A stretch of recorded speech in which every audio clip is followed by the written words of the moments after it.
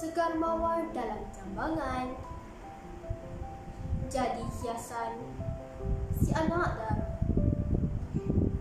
Pemanis kalam saya sebagai awal bismillah, pembuka bicara.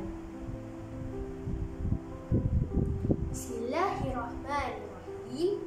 Assalamualaikum warahmatullahi wabarakatuh. Saya Maisarah Fu binti Fuad Syukri Fu Hong Seng dari Sekolah Menengah Agama Datuk Kelana Petra Makmur, Seremban Negeri Sembilan.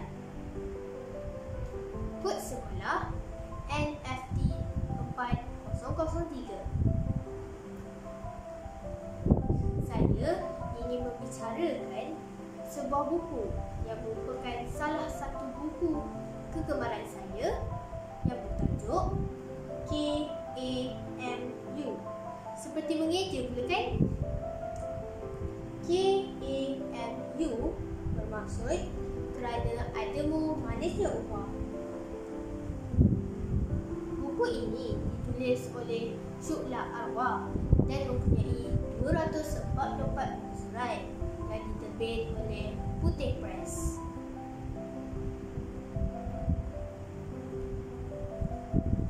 Selama ini ku mencari-cari teman yang sejati buat menemani perjuangan suci.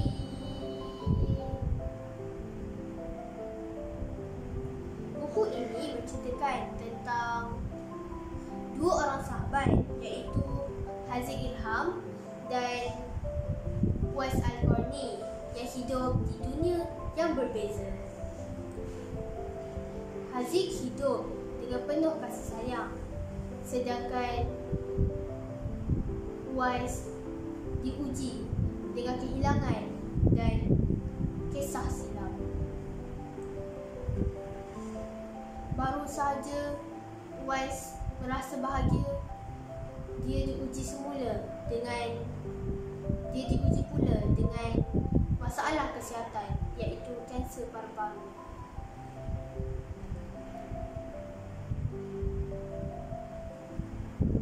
Semasa saya membaca buku ini, air mata saya tidak berhenti mengalir kerana ceritanya yang sangat menarik dan menyentuh hati saya.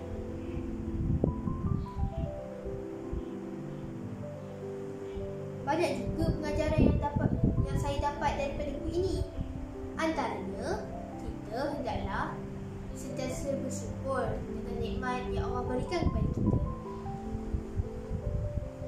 Hargai masa yang Allah berikan kepada kita dengan sebaiknya, dan sayangilah sahabat kita. Sahabat yang baik bawa kita ke syurga. Saya akhiri kata dengan ukhuwah tidak dinilai dari wang ringgit, tidak dinilai dari emas dan permata, kerana mahalnya ia tidak mampu dihitung dengan angka. Saat ukhuwah itu hampir dimamah amarah, ia tidak mudah roboh dipukul ombak. Ia tidak mudah rapuh angkara angin, kerana matlamat persahabatan itu ingin ke syurga.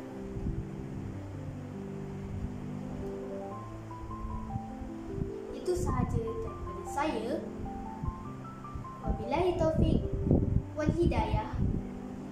Wassalamualaikum warahmatullahi wabarakatuh.